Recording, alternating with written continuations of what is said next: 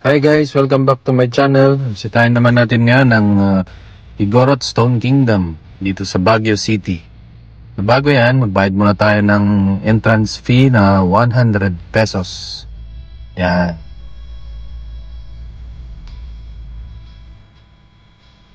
Tatagpuan ito sa gitna ng kabundukan ng Benguet at itinayo bilang pagpupugay sa malalim na kaugnayan ng mga Igorot sa kalikasan at sa kanilang mga tradisyon. Habang naglalakad ka, matutunghayan mo ang iba't ibang kwento mula sa mitolohiya at alamat ng mga Igorot.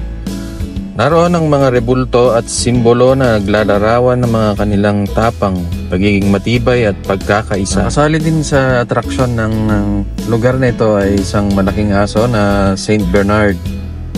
Pero kailangan mong magbayad para magpa-picture dito.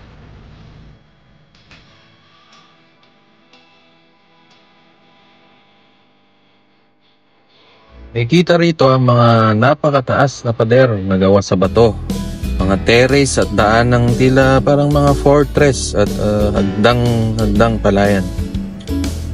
Ang bawat bato ay maingat na inilagay, nagpapakita ng husay ng mga Igorot sa sining ng dry stone walling.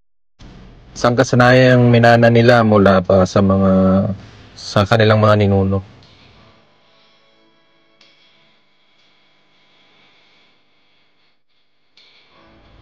Ang tahimik na kapaligiran na sinabayan ng tanawin ng bundok ng Baguio ay nagbibigay ng pagkakataong magmuni-muni at pahalagaan ng sining at kultura ng mga katutubo.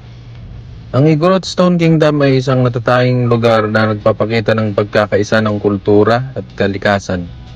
Perpekto para sa mga mahilig sa kasaysayan at kagandahan ng kalikasan.